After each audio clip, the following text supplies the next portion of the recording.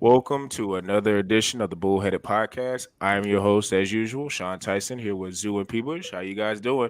Doing all right, man. Struggling with minimal sports content, but been Facts. watching a lot of baseball lately on like Zoo, I'm sure. But my Sox have been Definitely not you. sucking. White Sox have been on a bit of a cold streak here, so hoping they step it up. But Not we won't gonna, get into that, right, Zoo? not gonna. Yeah, baseball. I completely forgot that was a sport that's going on during the summertime. I have not watched a single second of sports outside of summer league sports, summer league basketball. But yeah, man, oh man, the betting has gone down tremendously. I have not made a bet in a couple of months, man. It feels a little weird, man. It feels a little weird. Little relapse, huh? It's coming. A little relapse of betting coming. Well, thankfully, we do have the summer league. You know, I think we kind of always forget in July with baseball and tennis, of course, and golf. You know, we kind of just think it's a slower sports period, which it is. But we do have the summer league, and you know, one of the things that I'm taking away from the summer league is that it feels a whole lot bigger than what it was a couple years ago. Like a lot of stars show up to the summer league. Yeah. Like it's I'm telling you, at the summer league. Summer league is lit, man. Like I feel like I want to go down to Vegas one time to go to the summer league. For real. Because all the stars go down. I feel like the access is a lot easier too. Because Now if that you're it's one in of the Vegas. fans and you goes down there, the access you probably freaking LeBron James is down there. And Front row. Ben Simmons comes out of nowhere. He's going to a summer league game. The brother Limping sitting in in. the front row. Yeah. Oh my back. I'm like, no. Like I'm telling you, like everybody's down. Like full teams. Like you see a lot of the Grizzly players, like your boy John Morant with the squad with the Grizzly boys down there, man. I saw my Chicago Bulls are also down there to support their team. So a lot of the players, good players, are down there. Not the scrubs, the studs. Like, not gonna lie, Vegas Summer League is pretty cool, man. It's pretty smart by the NBA. They know where to put the summer league to make it interesting. Because I think there were some times where it was in Orlando, but I mean, if we're picking, that's like a mini fake summer league, man. It's nobody Vegas likes to go to that league, one. not Orlando. So yeah. Because I was just looking at the crowds. I was like, man, the crowds look really full. Like a lot of fans and things like that. So we're gonna obviously talk about the summer league. Most of your picks have had a few games. You know, Chet kind of started it off with a bang with his first game, and Paolo is kind of taking the reins, and we've had different people show up. So I wanted to ask the guys who has been some of their summer league standouts. And Zoo, I'm gonna start with you. Yeah. Watching Paolo Banchero's skill set, man, is beautiful. It is. This dude, 6'10", 250. We knew about the physical tool. But now I guess, summer league, these are fringe NBA level talent right now. He looks like a man amongst men. Like, the dude's so fucking strong, man. Like, that 250 frame, his post moves, that they had a little comparison to Carmelo Anthony with a little shimmy, a little jump shot, look pretty identical. Like, they got similar builds, too, except he's taller. Dude's 6'10". 6'10", 250 with perimeter skills, and that Orlando offense that struggles to score the basketball, like they struggle to score the basketball. Yeah. So Paolo Banchero, he will be the number one scorer on the team. I'm saying he's winning hands down. He's winning Rookie of the Year. He's winning Rookie of the Year because he's gonna be putting up 19 points a game in his first year. I don't know about the rebounding and other stuff, but his rebounding a little sad actually, man. Like 5-6 rebounds for such a big, strong guy, 6'10", especially right now. Yeah, he's just not a good rebounder. But his passing, Jason man. Tatum in him, man. No. He's a way better passer than Jason Tatum. Than he is right now. Yeah, way better. I think he's more of a natural playmaker, which is pretty rare because I think he's a natural scorer. But then he's a natural playmaker too. I'm like, this dude might be when you're a natural scorer and playmaker, your ceiling's a superstar. At that size, especially at that size. Entering the league. Dude, he's already a grown man. Like 250, that's like Carlos Boozer in his prime, man. Big, strong dude. Like exactly, like dude's already a physical specimen, and his skill set is like refined. Like his skill set right now, his showcase, I'm telling you, he looks so much better than Jabari Smith. So way much more better. confident. The confidence. His mentality. He's like, that's He's the like, man. Like, when we play pickup, there's a guy that's confident, got all the swag. That's Paolo. Jabari's like timid, get a jump shot, missing shots. Play a little defense, role player looking dude right now. Paolo looks like a stud, and Jabari looking like a role player guy, the guy that fits in, man. I'm saying right now, man, even mentality wise, Jabari.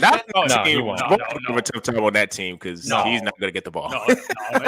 You got guys in Porter Jr. and Green just jacking up shots that are they have that dog that they want to score the basketball, while Jabari is more of a passive guy. I feel like defensively he looks really good, but Paolo, man, I think he's a chance to be a superstar. Good job, Orlando.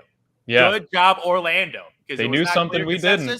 Yeah, but like all the analysts, like I think it was everyone was talking about Jabari Smith. But after this, man, I'm just even more sure they made the right decision getting Paolo, because his skill set just looks like this dude's an NBA potential superstar. I said it.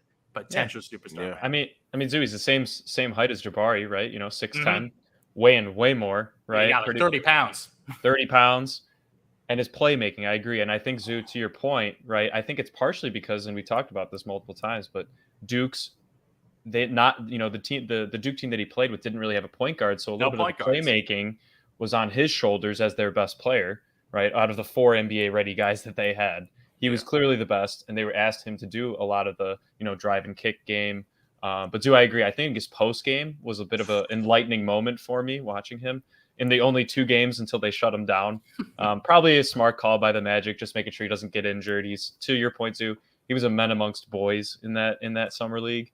And I don't think it would have really been pushing himself, to a point where they needed him to be on the floor, versus maybe just seeing how Chet is, transitioning into an NBA style of play, which I think he's transitioned relatively smoothly, other than that I think it was, I don't know how long the spurt was, but Kenny Lofton Jr. on the Grizzlies, man, was just absolutely tough to watch. Man, wiping the man. Body type of Chuck Hayes. Yeah, man. But look, man, Paolo Banchero in the post against Chet, I mean, we can see how it goes again. But, I do think he is going to have trouble with some of the bigger guys, Embiid, that he will have to maybe play a couple times during the year. But, yeah, man, I do want to say I was impressed with Jabari's game last night. 19 on 3 for 5 from 3. Look, he's a spot-up shooter. He doesn't really create his own shot yet, but that could come with time. To both of your points, they have 2 guys that are extremely ball dominant, and he's going to kind of be, I would say, a little bit of a Kristaps type role. Maybe obviously not used as much, but just kind of like the spot up in the corner 3. But most importantly, dude, I was really impressed with his defense, man. If you have a guy at 6'10" that can play on the perimeter on both sides of the ball, guarding a 6'5" wing. That alone, I don't care if he's only giving you 16, 17 points a game. That's enough if you have 2 solid guards in your backcourt. So I do want to say that was probably my biggest impression, other than Paolo. I think he's kind of stolen the show. But Jabari's perimeter abilities, I know they talked about it in the draft a ton, but give him a couple years, and maybe once Porter Jr. or Jalen Green kind of cool off, maybe one of them, he might have a bigger role in that team. So they also need defense. And that was, I'm sure, a breath of fresh air for their head coach. Yeah, Kevin. I can't remember his name, but he cannot remember his name. But I'm pretty sure he emphasized to Jabari, like, look, we know you could shoot, we know you could score on the perimeter, do a couple of things in the mid range, but we're gonna need you to step up defensively and kind of set the tone of that, because I don't think anybody else on the team, outside of maybe Jay Sean, definitely not at the guard position. No, not at the guard position at all. And I kind of almost think now, watching a little bit of summer league, I think for Jabari to really flourish early in his career, Kevin Porter Jr. is probably going to have to get traded, because I don't. What? I think he's going to have to get out of there, because it's going to be too much, I think, with the guards. Not because we saw this at Auburn. Like, I think Jabari is best fit now to have a great point guard. And you know what Jalen Green is going to be the second year. He's going to be looking to score. Kevin Porter is going to be looking to score. I don't know if you guys have been watching Josh Christopher, but he's not exactly trying to look for Jabari either. No. So, when you got guards who are young in their career who are trying to get their numbers and they're not a Chris Paul type, it's going to be kind of tough for Jabari. To Zoo's point, like, I don't think there's a chance he wins Rookie of the Year. So that's going to be interesting. A nice little storyline to follow with Jabari. They do have Ty.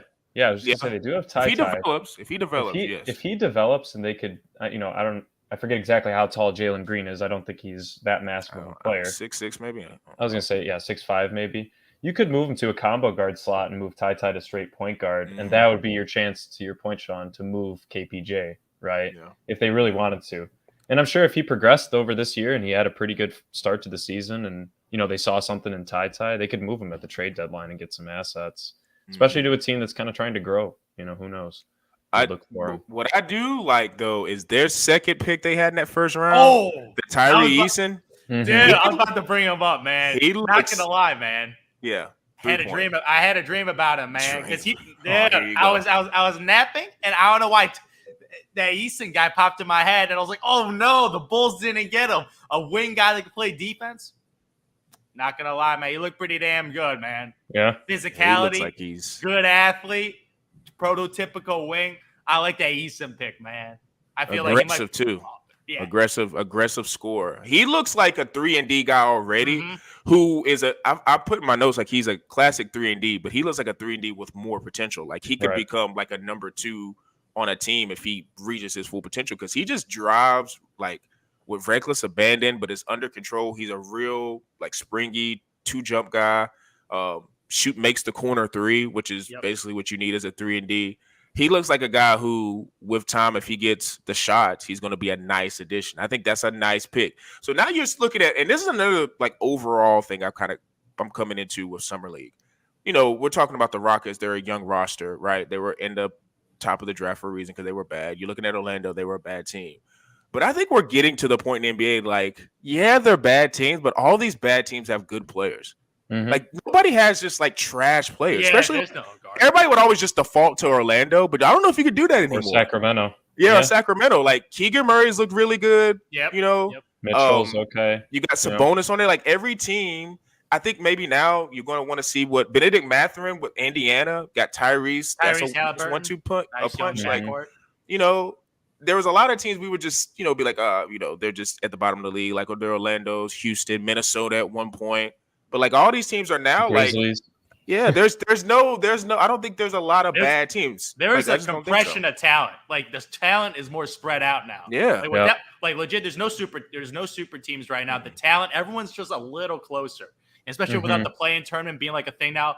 Everyone's trying to be competitive. You're going to have like the 1, 2, or 3 teams that are going to tank every year because that's what San Antonio. Right now, San Antonio is the worst team. The worst team in the league, They are clearly traded their best. They consciously did it. Yeah, they're going for the French boy. That's 7-3. So they're visibly tanking. But outside of that, all these other teams that's building your young core, I agree, totally agree, man. Like Orlando, you got like OKC. Like I like what they have. No. Like Shea. Josh Giddey, this dude was a little evolved, 6'8" point guard, 6'6" in Shea. You got Chet, like, and Poco. Like, they got all these long dudes, like 6'6" and taller.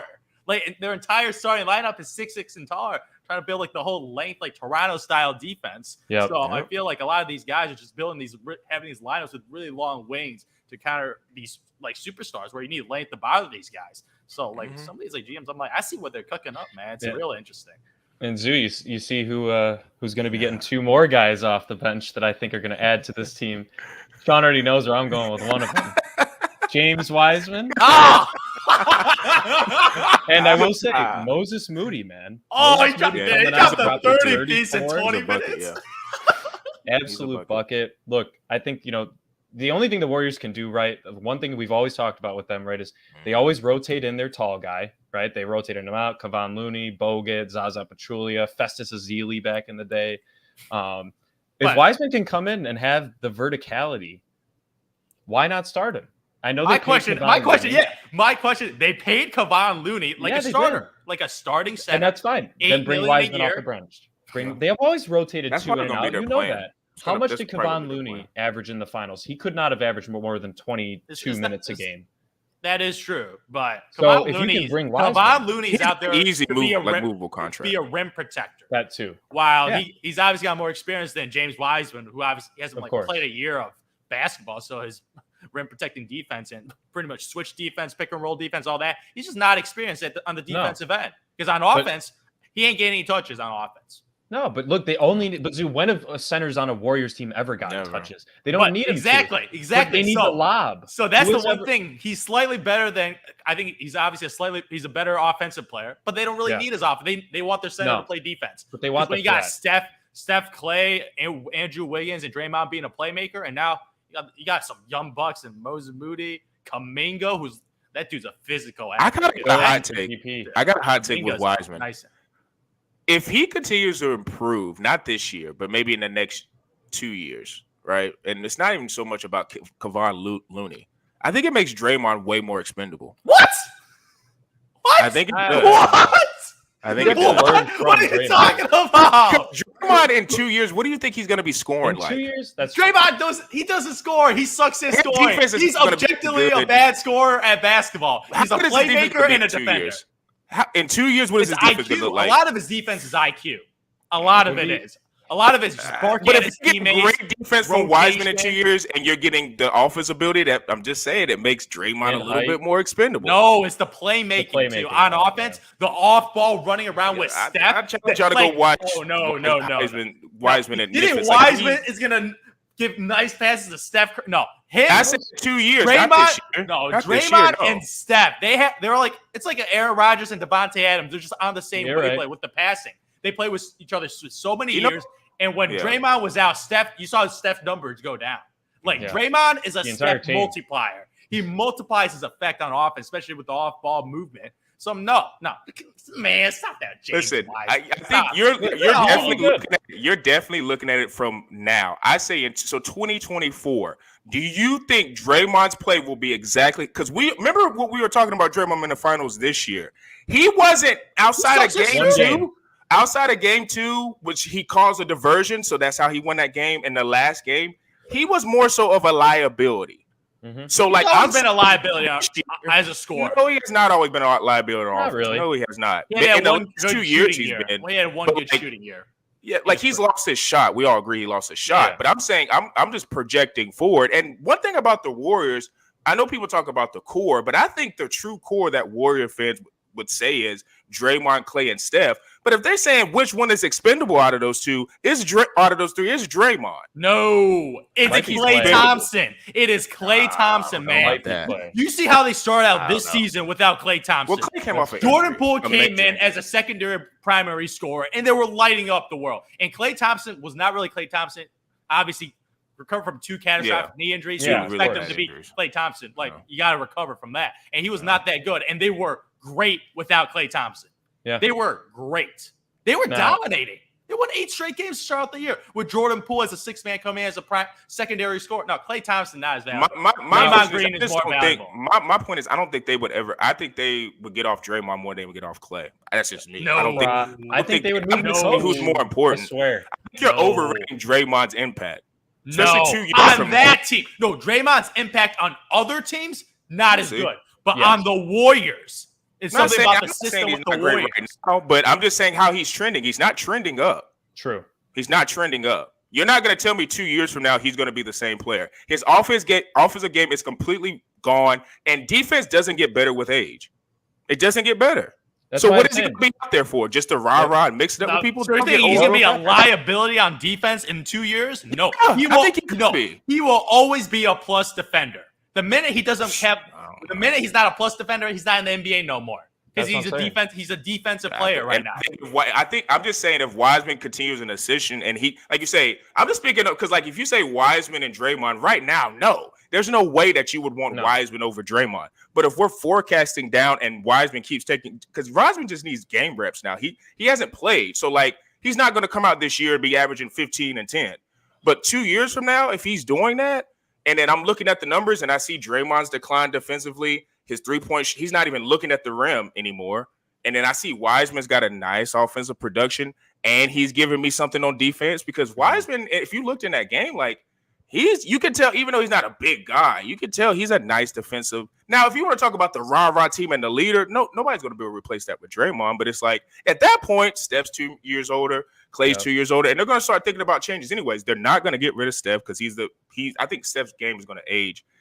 Like you say, we could argue about Clay He's like and Draymond. wine, man. He's aging. Yeah. He's aging I think gracefully, we could man. probably argue this will be a critical year, I will say, for Clay. How he looks this Yes. year and how he plays will go more into, I think, this factor because if Clay doesn't look even a Doesn't semblance matter. of what he looked You like got, last year, you I got think Moody I and don't think he's Jordan gonna Poole play. to be secondary scorers for them. Exactly. I'm talking about who they would be, who would be more likely on the team would be Clay or Draymond. I'm not talking. I think about Draymond would end up offensively. being there. If you're looking at just the team in general, I actually think that they would keep Draymond over Yeah. Clay. Yeah, I think Yeah, that's a mistake. yeah.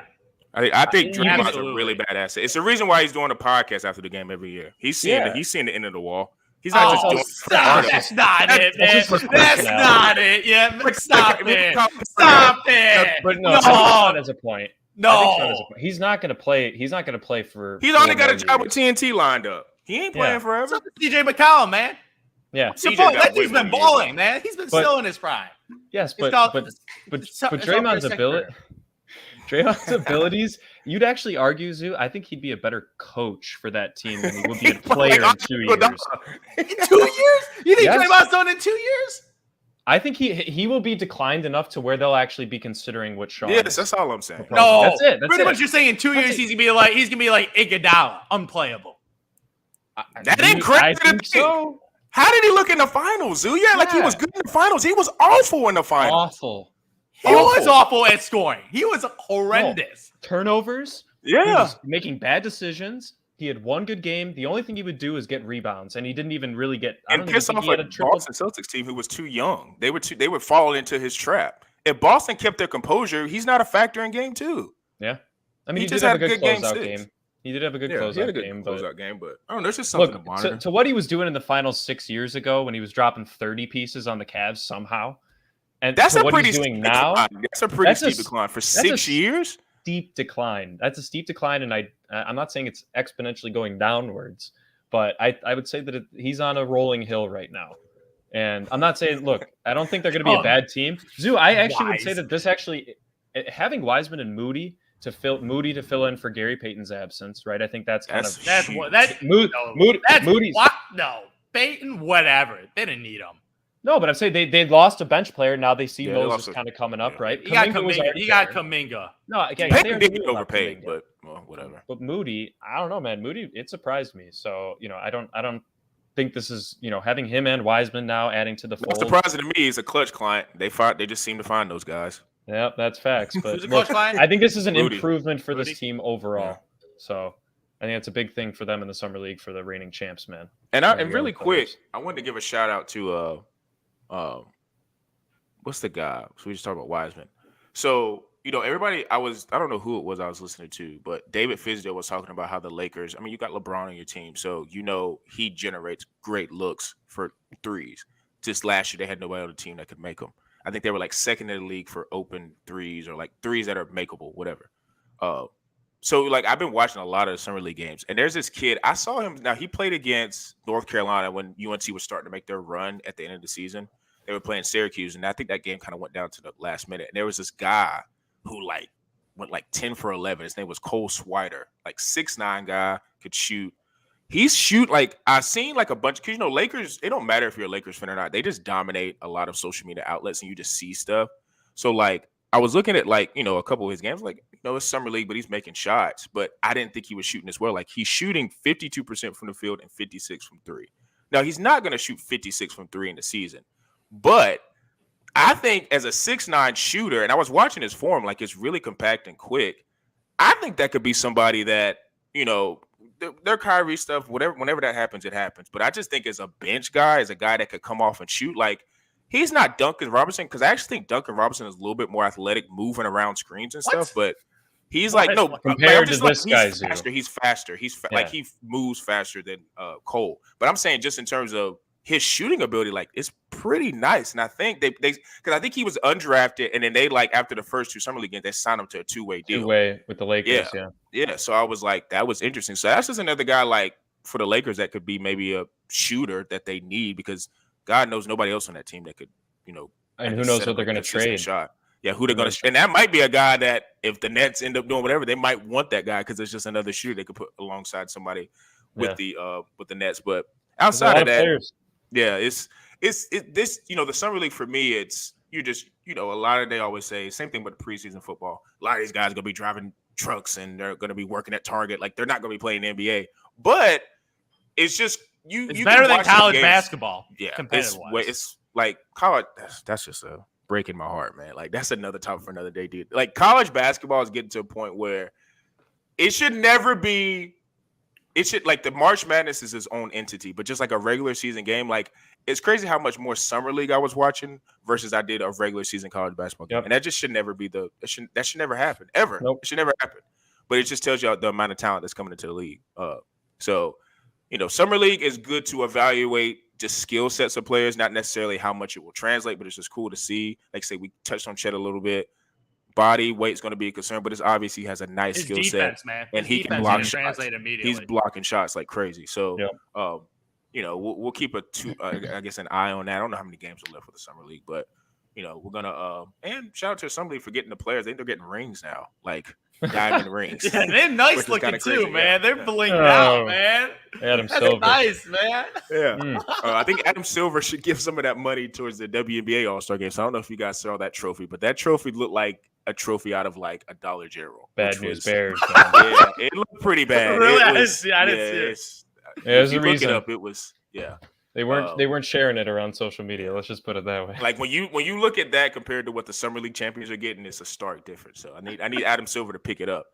But switching topics, we're gonna kind of go to the NFL. We're gonna talk about the quarterbacks.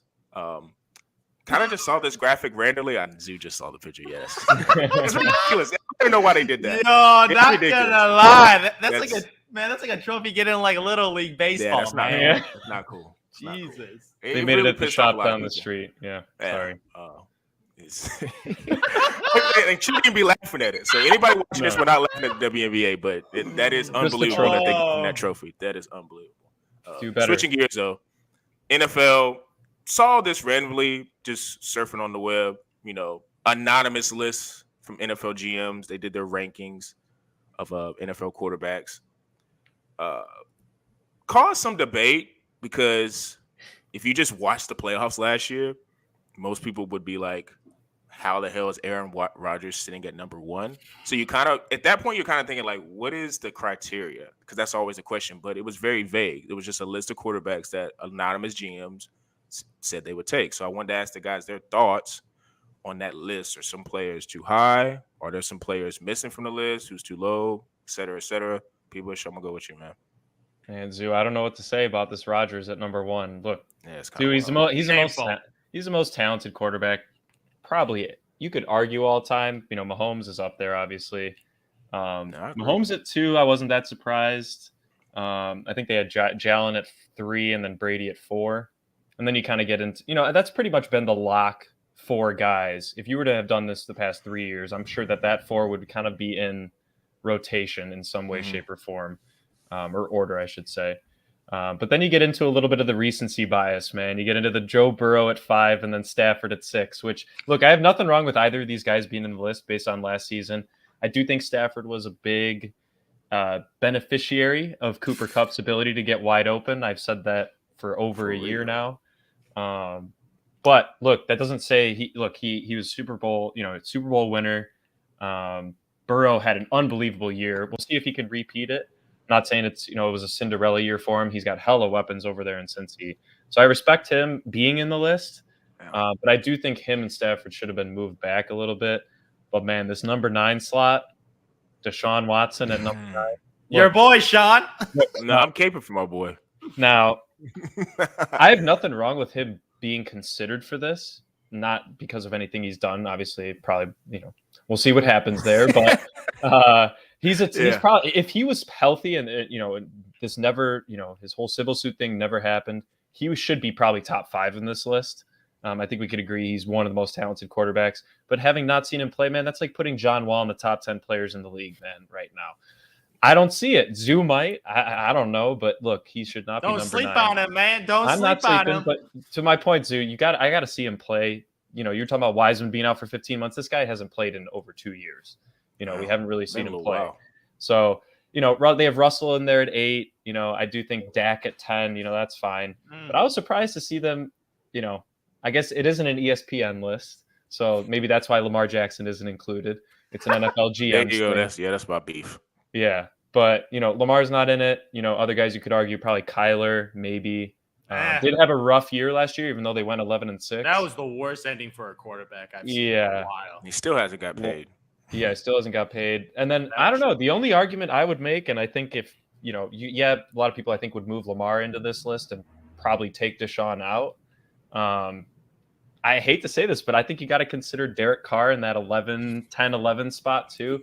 Look, man, I'm not saying he's a great quarterback, but he makes pretty good decisions. He's now got better weapons, adding Devontae Adams in there with Hunter Renfrow and Darren Waller. I mean, that's pretty ridiculous.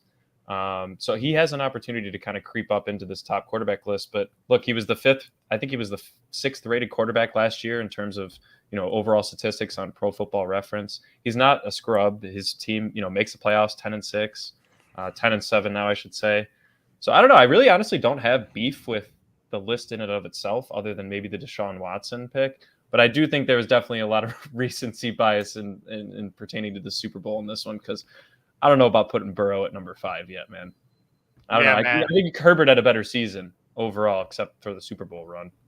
Yeah, man. I totally agree. Like Matthew Stafford, I'm sorry. Like he's a nice quarterback. Top 6, nope. I'm moving him down, man. I'm moving him down. 10. Russell Wilson's. I'm taking Russell Wilson over Matthew Stafford every day of the year for the rest of their careers. I wrote that down. Yeah. Like Stafford was just on a loaded Rams team with an unbelievable head coach in Sean McVay. We had everything, the whole game plan. He had an extra wide receiver, man. He had Odell Beckham get injured. Like, we got Cooper Kupp. We're good to go. Yeah, Robert Woods go down, man. We could go Van Jefferson. Like, they had weapons for days. So I'm like, man, they got it done. Like he wasn't the reason. He was just he was a rider, man. He's a bus rider, man. He's a bus rider quarterback, and he got it done. He didn't ruin the team, but he got it done, man. But Matthew Stafford going down the list. Aaron Rodgers, my man. Of my franchise.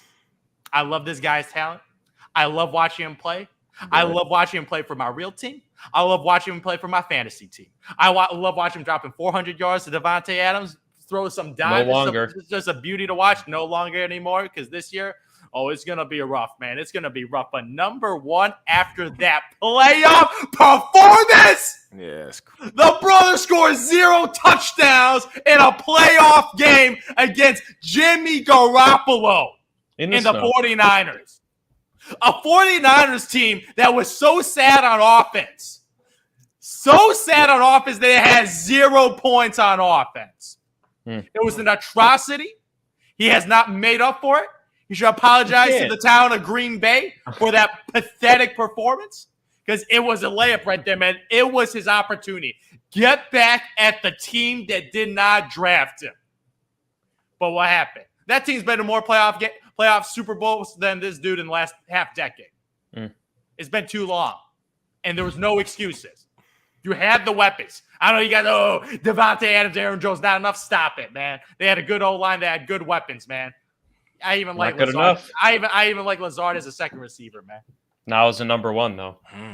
Okay, that's atrocity. Talk about that. That is an atrocity. But Aaron Rodgers number 1, just because of playoff performances, especially NFC games, NFC playoff games. Nope. He's off the list. I'm putting Tom Brady number 1. I'm still putting Tom Brady. You're putting Tom Brady at number 1. I mean, he had the best season statistically. Yeah, even the playoff loss, he looked good. He looked good. No, he didn't.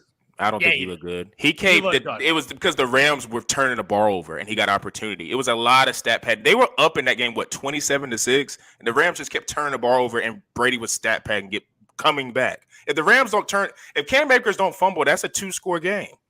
Brady, he's a lot of. You know what a lot of people do with Brady? It's legacy. He's got the most Super Bowls ever. He had a great team, but like. You got to also look at Brady's team. His team is stacked. He's stacked. These guys are working with.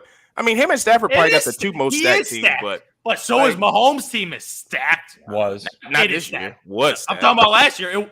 Mahomes' team was stacked. Facts. Josh Allen's team is stacked. If you look at the skill position players, to the defense, to the offensive line, Dawson Knox too. A lot of these teams are stacked. Brady's probably got the best weapons. I'm talking about Burrow. All I know is if Tom Brady had Aaron Rodgers' offense, he would have scored more than 10 points. That was most of his Patriots teams, to be honest. Besides Gronk, they never really had weapons, and he still won. So, Sean, to your point, I think people remember that. Yeah, and they're kind of like, he's got to be top 5. He's got to be top 5. I'm not mad at Brady being top 5, but not. Yeah, no, I don't think I'm putting him number 1, man. Mahomes and Tom Brady over everybody on this list next year. Yeah, not next year.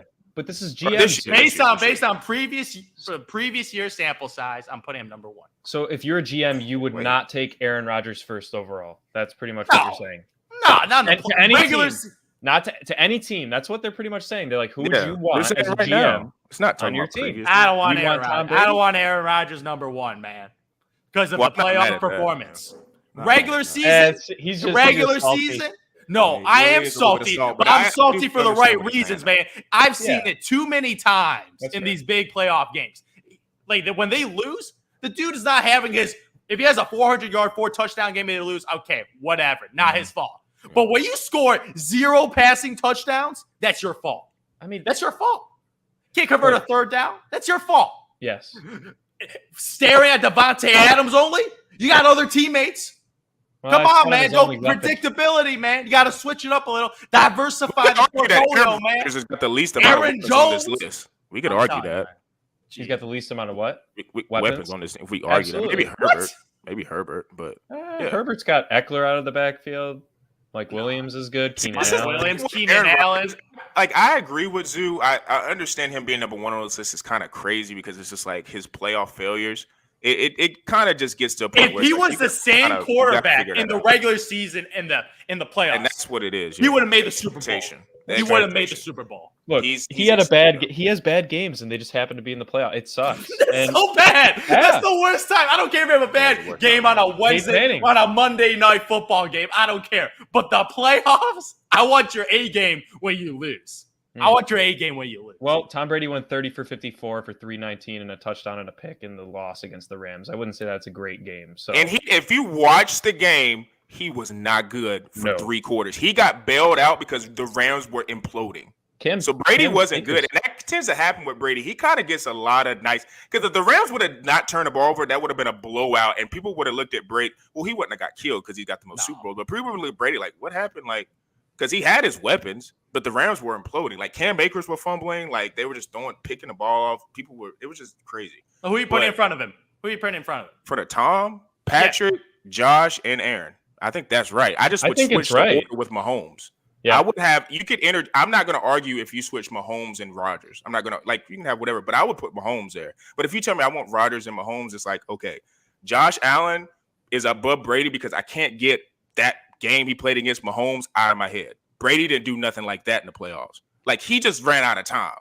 Allen really showed me something last year with that game against Mahomes. So that I can't have him behind Brady. Then Joe Burrow, I do think is a recency bias. I don't think he should be that high. He'd be like I'm with 7. you. I think Wilson's better than Stafford. Herbert, I would take. I need to Just on see a a play. back end, I I need would to take see a more. playoff game. I would before he take goes him so over. higher. I would take him over. I don't know. I probably would take him because Deshaun hadn't played. I would take Herbert right now because Deshaun just hasn't played. But for That's the me, thing. my biggest beef is I don't like Dak Prescott that much. So I would rather put Lamar there. I just don't That's like fair. Dak. Dak's okay to me. I don't think Lamar he's just I don't know. last year. But yeah. I don't know. Looking at NFL quarterbacks, I just realized there's not that many good ones, man. No.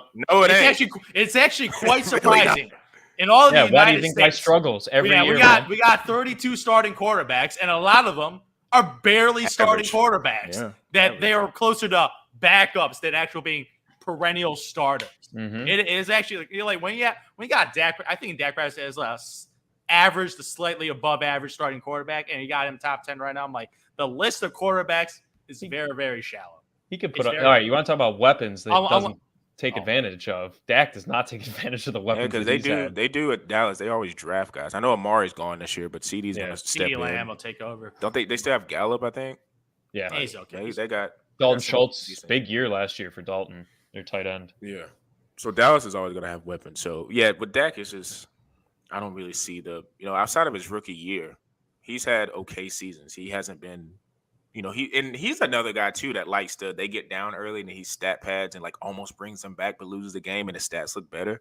Like he doesn't like consistently. And I think that's the problem with why we all get mad at Aaron Rodgers is because he's so good during the regular season and he usually from start to finish is really good. Like I saw a And stat. he comes back in He's games done 15, too. He's done 15 interceptions in like 4 years, I think. Like he's awesome in the regular season, and then when you come into the postseason, he just drops a dud. It's frustrating because it's like, dude, what the heck's going on? What are you doing? Like I don't know, man. He still doesn't. He always drags me in the beginning of the season. I'm like, they got no shot to win a Super Bowl. And then the regular season, they blow the first game. I'm like, okay, that's what I thought. And then they start winning, and I get hope again. I'm like, this is the year, you baby. think you get hope with the Packers? This is the man. year, All right. baby. And then All he right. drops an egg, man. No, your Bears Get give me used zero to it. hope, man. Yeah, Zero no, you hope. gotta always have hope a little bit. N'Keal Harry coming in, Knowledge. We'll see. With the defense, the Packers got. Aaron might only have to score 3 points in a game because their defense is going to be pretty freaking good this year. I think they drafted some studs, and they signed one of my favorite corners, Jair Alexander. I think, and they got Eric Stokes on the other side. I think their defense is going to be pretty nasty. So and they have young wide receivers too. It's not like they're going to be. And Rodgers can make anybody look good, man. Yeah, I mean, he gave contracts to Lazard, MVS. Over the years. He's down to Sammy Watkins, man. Yeah, I don't like that one. I don't like Sammy. No, he's always injured. Yeah, supposed to be the next like Julio Jones. Nope, disrespectful. He's a speed guy. He gets, like you said, gets hurt a lot. That ship sailed about 6 years ago. I remember the counts, man. He had the hair. He looked sort of like young man. Same style. Nope. Yeah, it's a tough one. So we're gonna see how he does. Because if Lazard is like the number one option, that is going to be hilarious. Because I just don't see how he's the number one option. Somebody else on the team has to step up and be it. Like they drafted some guys, so maybe they step up, but it's still going to be tough to ask. It's going to be tough to watch. Yeah, happy for me though. Which we're going to be talking about it later in the month, towards August. But the NFC North's looking wide open. It's looking wide open this year. It's going to be real interesting to see what happens there. But we'll leave that for another podcast. Make sure you guys tune into us on YouTube at Quantro Knows, all the DSPs, Spotify, Apple, Google Podcasts. We're always going to be on Instagram at bullheaded_pod. A lot of great content. Like I say, it's a slower part of the year, so we're trying to be a little bit more creative with that. But make sure you guys tune into that channel. And for me, Zoo, and P-Bush, we're out.